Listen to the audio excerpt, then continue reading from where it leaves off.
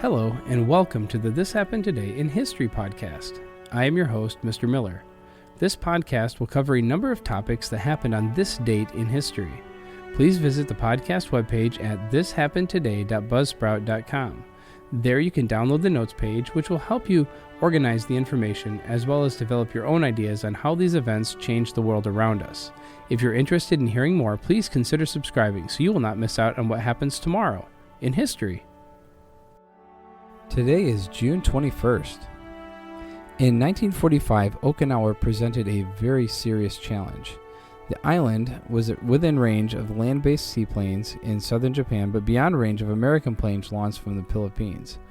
The American landing would therefore have to be covered by carrier-launched fighters, carriers that would then be vulnerable to attack. The Japanese also deployed more than 3 times the force on Okinawa than they had committed to on Iwo Jima. On April 1st, American units landed along the central western coast of the island. Marines were sent to the north, Army was sent to the south. The Marines encountered little resistance and were able to secure this portion of the island by the middle of April. But the Army found the going more tough to the south, where Japanese had constructed more intricate defenses. 3 well-fortified lines crossed the southern tip of the island. When the American troops managed to take the first line, the Japanese fell back to the second. The second line proved particularly difficult, but then, rather foolishly, the Japanese abandoned their defensive position in an attempt to drive back the Americans. The attack was repelled, and even more critically, it cost the Japanese valuable reserves. Soon after the ill-advised attack, American forces were able to overrun the second and third lines. In late June, thousands of Japanese soldiers committed suicide rather than be taken prisoner. Suicidal warfare, in fact, became Japan's last hope. Japanese Admiral Seki Ito piloted his massive 80,000-ton battleship, the Yamato, toward Okinawa without enough fuel for the return trip. He would not need it. Halfway to Okinawa, the ship was sunk by an American fighters launched from the American carriers well beyond the range of the Yamamoto's guns. The kamikazes that had first made their appearance on the Battle of Lake Gulf also showed up in Okinawa in force.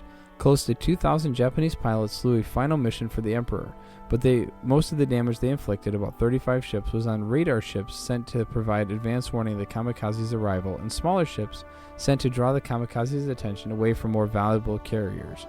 The Americans paid a large price for Okinawa, 12,000 Allied dead, and another 38,000 wounded, but the Japanese lost more than 100,000 men in an island critical to the defense of Japan.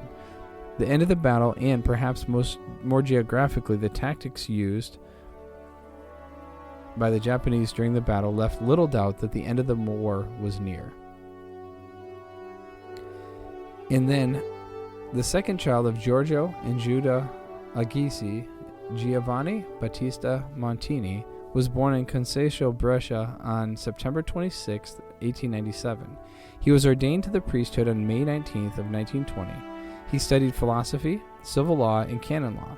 In 1923, he was appointed attaché to the Apostolic Nunciature in Warsaw, and a year later returned and began serving in the Secretariat of State of the Vatican. During his service to the Holy See, under the pontificates Pius XI and Pius XII, he also taught the history of papal diplomacy in the Lateran University until December 13, 1937, when Pius XI appointed substitute of Secretariat of State. During World War II, he engulfed in aiding refugees and Jews, also overseeing the Vatican Information Office. In November 1952, he was appointed Pro-Secretary of State for General Affairs, and 2 years later he was appointed Archbishop of Milan. There he employed new methods of evangelization in order to address the issues of immigration, materialism, and Marxist ideology. And then, on June 21, 1963, he was elected Pope and took the name of Pope Paul VI. Amid numerous challenges, he brought 3 periods of Second Vatican Council to a successful conclusion, always encouraging the Church to be open in the modern world while respecting her tradition, always seeking communion among the Council Fathers. Paul VI began the practice of apostolic journeys, beginning with the Holy Land, where his historic meeting with Athenagoras took place. His first encyclical gave rise to the method of the Dialogue of Salvation. His other writings include the Pamphlorum Progressio on the development of peoples. He also provided masterful teaching on the question of peace, also instituting the World Day of Peace. From the very beginning of his ministry, he had a particular concern for the young, sharing them with the joy of faith. After a brief illness, he died on the 6th of August, 1978 in Castel Gandolfo. And finally, in 1982, the Princess of Wales gave birth to a healthy, blue-eyed son last night after more than 13 hours of labor. She is well, and Prince Charles was present at the birth. Buckingham Palace said in the announcement made amid champagne and cheers just before 10 p.m., Her Royal Highness the Princess of Wales was today safely delivered of a son at 9:03 p.m. Her Royal Highness and her son are both doing well. 2 minutes later, a palace spokesman added, "The baby weighs 7 pounds, 1/2 ounce. He cries lustily. The Prince of Wales was present. We have no names which can be announced at the moment." Prince Charles rang the palace from St. Mary's Hospital, Paddington, to tell his mother, who was said to be absolutely delighted. The Queen Mother, driving back to her home from Clarence House, was overjoyed. The news was also flashed to Prince Andrew and the South Atlantic Task Force and to the rest of the royal family. Prince Charles left the hospital smiling broadly and apologizing for keeping everybody waiting. He said, "I was immensely relieved when it was all over. The princess was well and the baby's looking lovely. It's marvelous. He's not bad." Told that the crowd had been chanting, "Nice one, Charlie. Let's have another one." The prince laughed and said, "Bloody hell, give us a chance." He said they would have to wait a bit before it was clear exactly who the new baby most resembled. "We have thought of 1 or 2 names. There's a bit of argument over it." He said he has badly needed some sleep and added, "The princess needs quiet. Rest is badly needed."